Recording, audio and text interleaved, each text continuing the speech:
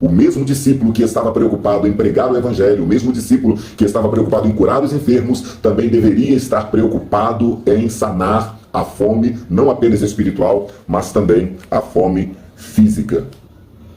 Uma quinta responsabilidade dos obreiros, e nós estamos falando da conexão destas responsabilidades em relação ao milagre da multiplicação dos pães, que é o assunto da nossa lição de número 4. Jesus, o pão da vida. E uma quinta responsabilidade dos obreiros é gerir, organizar e administrar os bens e os recursos que atendem às necessidades sociais. Gerir por quê?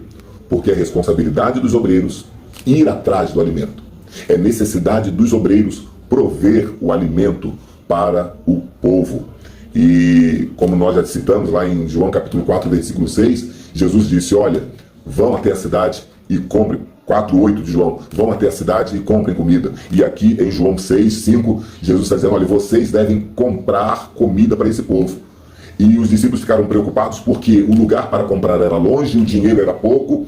Então Jesus falou, então sai no meio da multidão e procurem alguém que tenha alguma coisa para que eu possa fazer o milagre.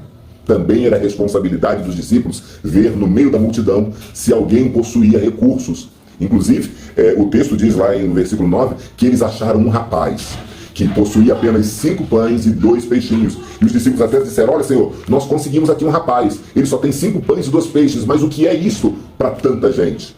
É responsabilidade dos obreiros usar os recursos e as pessoas que nós temos. É claro, é usar no bom sentido, de prover a obra do Senhor. O rapazinho, talvez, ele não tinha experiência, o rapazinho, talvez, ou com certeza, ele não tinha tantos recursos assim, mas ele estava disponível, ele estava predisposto a ajudar. Tem muita gente predisposta a ajudar, ainda que seja com pouco, mas precisa ser aproveitada. E os obreiros precisam ter esta visão, esta percepção das pessoas que poderão ajudar. É obrigação dos obreiros gerir os recursos para que a obra seja feita. Também é obrigação dos obreiros organizar. A multidão estava ali e Jesus falou assim, após Jesus pegar os 5 pães e 2 peixinhos, olha, fazei assentar a multidão, organiza o povo aí em grupos. Era responsabilidade dos discípulos organizar a multidão. E uma outra responsabilidade dos discípulos era administrar. Jesus opera milagres, mas a administração é nossa, dos obreiros do Senhor. Os discípulos tiveram que administrar o recurso que sobrou, 12 cestos cheios.